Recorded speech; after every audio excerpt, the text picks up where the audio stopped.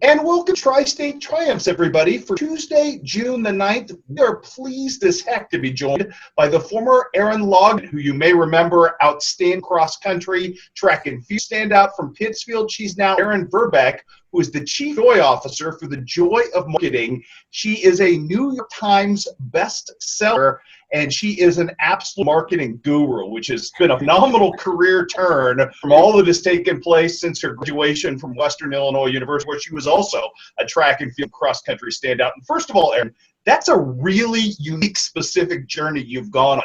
When did you kind of find the aptitude for marketing and this sort of venue for life that you've kind of created for yourself? Yeah, it's one of those crazy stories, Chris.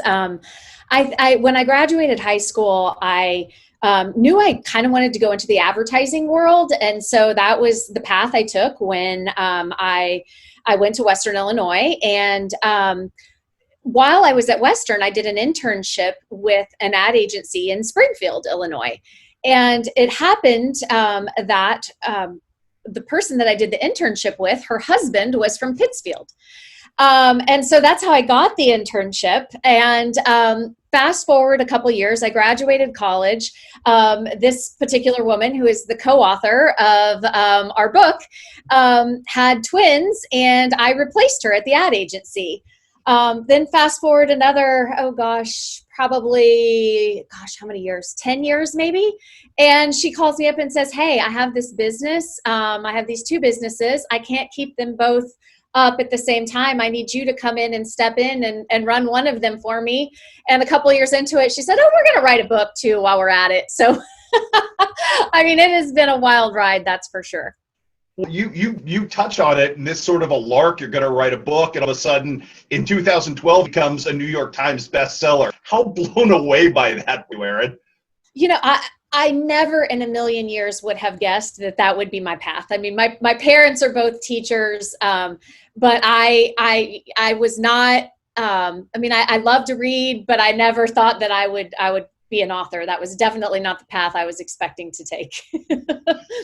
From a standpoint of, obviously, everybody in business knows the value of marketing, and you are sort of almost like a targeted brand expert specialist who gets people to know what their identity is. How important is that in business, just to first of all know who you are? Yeah, it's so important. And I think that that's what so many people in business struggle with, especially small business owners who, that's specifically who we help at our company. They're professional photographers, right? They're artists, they're creatives. And it's really, really hard to talk about yourself and what you do for all of us, right? But especially when you're an artist and you're a creative. And so that's a lot of what we work with photographers on, of just like, hey, what makes you different? Why are you different from the person down the street who might be cheaper than you, or who may be, you have to be able to explain that to your customers if you want to get business. And that's a big part of marketing, especially when you don't have a huge marketing budget, which is where most of us are these days. You can't just go out and run television commercials or run ads in the newspaper. So how can you make yourself stand out on social media, and how can you make yourself stand out when you're communicating with people through marketing in inexpensive ways?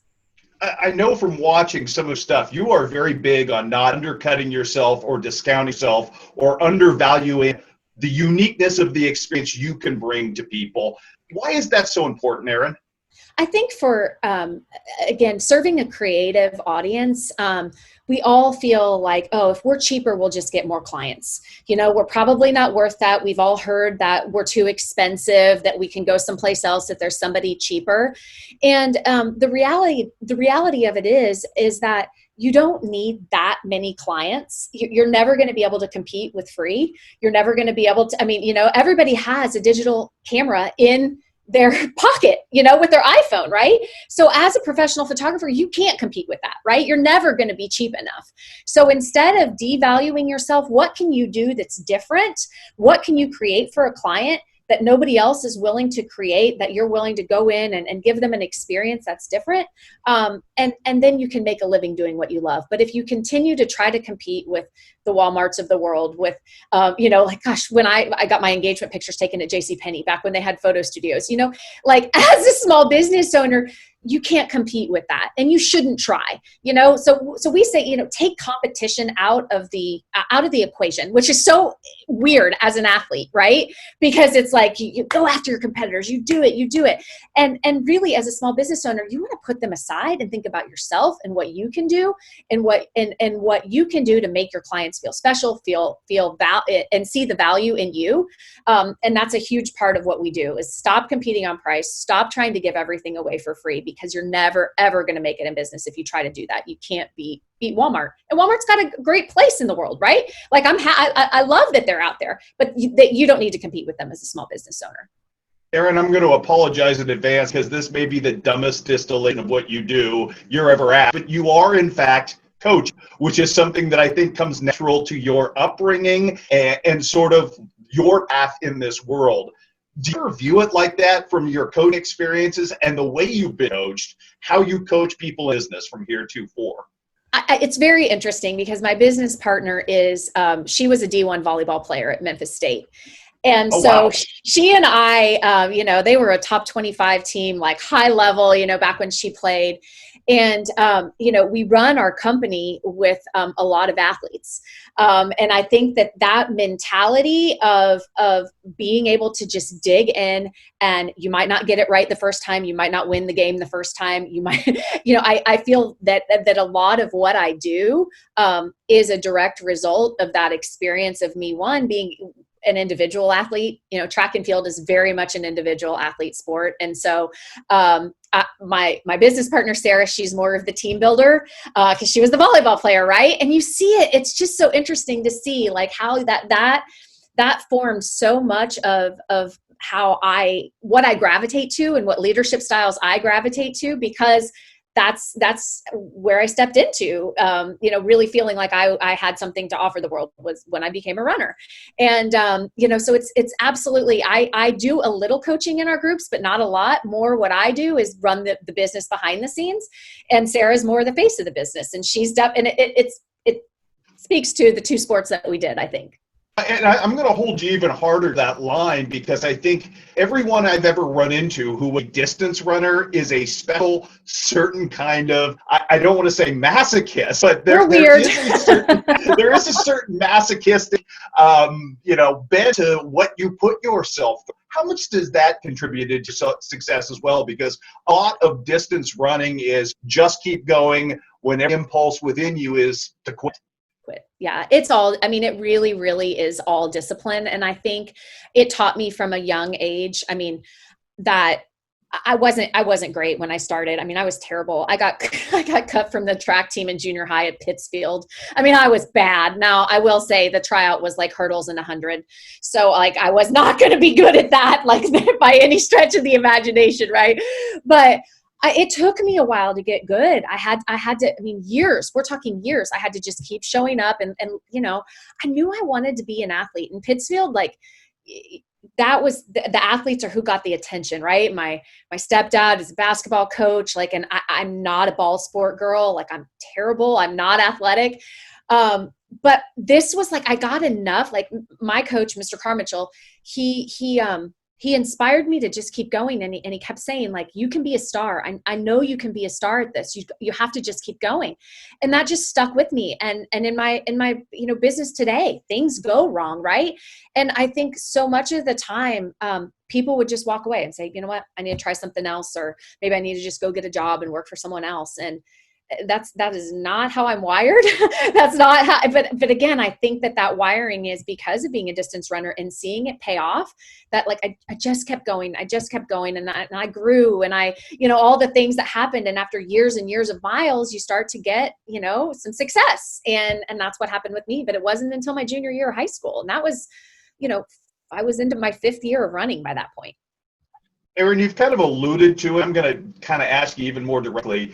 Pittsfield is a unique petri dish that kind of formed who you are. How much of that do you carry with you on a daily basis? They say you can take the girl out of Pittsfield, you can't take Pittsfield out of the girl. Yeah, it's a huge part for me. And I think my husband is from a very small town too. He's from Anawan, Illinois, which Oh, okay. his high school class had like 30 in it. Mine had 96 in 96. I have a 6-year-old now. And as we were choosing schools for him to go to kindergarten, it was very much in my consideration of, I loved how I could be someone. Had I gone to a big school in Chicago, like I never would have gotten to run at Western. I never would have been an anybody, right? Like it just wouldn't have, I wouldn't have been a good player of big fish or small fish in big pond, right? I guess it wouldn't have been great for me. And, so much of what I learned about hard work came from watching the people around me, growing up a couple blocks from my grandparents and, seeing how hard they worked and my parents, how hard they worked and how much pride they had in everything they did. It was a huge, huge thing for me. And also relationships. Relationships are really, really important to me. And when you reached out, it was like, of course, like I'll do anything for my hometown. Like like anything that will help. If I get reached out to by Pittsfield High School and somebody's thinking they want a career in advertising or they want a career in marketing, like absolutely, I want to talk. I want to help kids see that like there are careers out there that I had no idea existed when I was in high school. And they're really fun, awesome things that you can do. And, in many cases, you don't even need to go away to school to do it. In today's day and age, you can learn how to do things online and you can pick up and do some cool stuff. So, and then I think the other piece of the Pittsfield part for me is, as you know, we do a race in Pittsfield every year that honors my brother who passed away 5 years ago. And to see the support of a community, like it is at its finest when you see the way that people have turned out to support that race and what we are trying to do to make Pittsfield a better place to raise your kids. All the things that we're, right now we're working on a park trail around the pool, the public pool, so that when parents take their kids to the pool, they'll have a place to walk and exercise, just trying things to make the place a better place to raise kids. And, many of my best friends still live in Pittsfield, so I love it there. I want to talk to you a little bit too about, just how your success, I know Pitt's very proud of it, but, the first time you show up on a national cable television program, I mean, that had to be a pretty big deal at County. Yeah, it was interesting. It's I think my grandmother is the one that like gets the word out to everybody when something happens. I just, even to this day, I moved to my community 5 years ago, and it's not something I talk about. I do my work. Everyone knows I work from home, and I go to work and I work hard, but they don't really know what I do. And when they find out what I do, it's like, wait, you what? Like, you wrote a New York Times bestselling book. It's definitely one of those things that, like, I think it's very much the athlete mentality of like, you get an accomplishment and you move on to the next thing, right? Like, what's the next thing going to be? What's the next thing we're shooting for? What's the next thing we want to do? And so I think it was, I definitely got a nice write up in the Pike Press, which was great.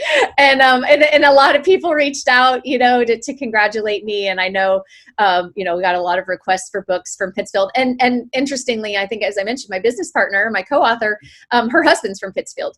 He's a Petty. So, the Petty name is, everybody knows the Pettys in Pittsfield. They're a big sports family too. So it was kind of like this beautiful thing for Pittsfield to have two people involved in it.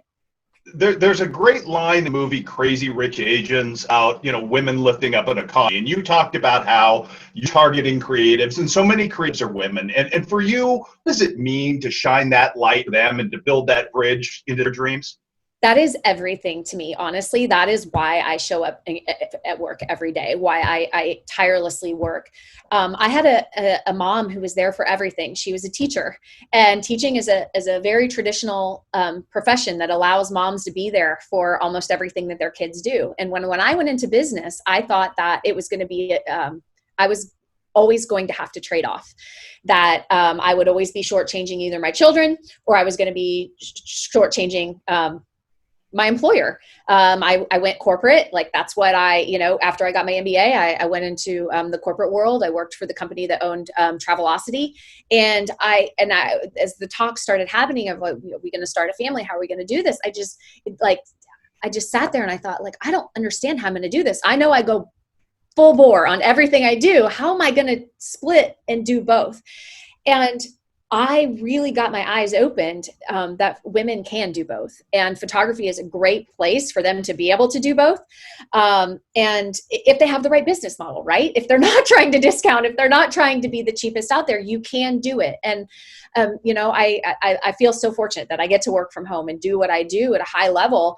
And yeah, I have to travel sometimes. Yeah, I have to be gone, but I have the trade-offs, right? Where if my son wants to come out and, he'll knock on the door of my office and he'll say, hey mom, like, can you read a book? Can you lay down? Can I show you something I built, or whatever. Now this summer I can say yes, and that is just literally everything to me. I don't feel like it has to be one way or the other.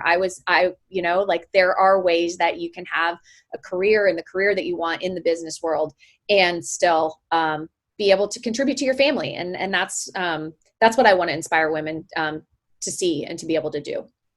Last one for Erin, and this is kind of the reason we started this project a couple of months ago all along, that this is a chance for you not just to talk to kind of your younger self, but to those who want to follow your footsteps. What's the most important piece of advice you'd either yourself back in the day, or as you kind of touched on, that there are all these young women out there that are kind of looking at the idea of maybe marketing, advertising, and don't know how to see their way to swim upstream. What's the best of advice you can offer? Always, always, always make relationships and follow up. Everything, when I look back at my career and everything that's happened along the years, it's because of relationships that I built and kept. And I think so much of the time, like we feel like we're asking for a favor, or we feel like, it's like, oh, well, what would that professor why would they want to talk to me? Or, why would this business owner care what I have to say? And I think if you show a genuine interest in a person and you create a genuine relationship, that you'd be surprised at all the doors that will open up for you. And, we've had interns in the past, and, they spend a whole summer with us and then we don't hear from them again. And it's like that like, even if you think you don't want, this type of career, you have no idea what connections that person may have that they may be willing to open the door. And I'm sure you found the same thing in your career, right? You keep these relationships with kids. I watched your interview with Bill Heisler, right? Like that was 20 years ago, right? But yet you clearly had kept that relationship, and he comes on and he does the show for you. And, I think that's my biggest advice is don't be afraid to get close to people. Don't be afraid to talk to people and make relationships and follow up through the years. Even if you don't feel like you have anything to say, trust me, if you've made an impression, they want to hear from you. They want to know what you're doing. They want to celebrate your success with you, and they want to help you. And I think, that's the biggest thing I think that kids need to realize is just stay in touch with people. That's awesome. You absolutely rock, Erin. And thank you so much for bringing up because I didn't know how much to ask you about that. So it's really cool to have that involved. Yeah. Ty was a special person, right? I feel very fortunate to have had him for a brother. I was 16 when he was born, so we didn't even really grow up together. But me being at Western made it easier, right? Because it was close to home. So we got to have that, even though I wasn't at home, we still got to have that relationship. And he was just, I feel very lucky that I had a brother, that he was my brother, and that, his life stands for so much more right now. And that's it's a beautiful thing. And we have to remember that it's really hard when you're going through it. And as we're getting, farther away from it, it's beautiful to see all the good that we've been able to do in his name. So I feel grateful for that.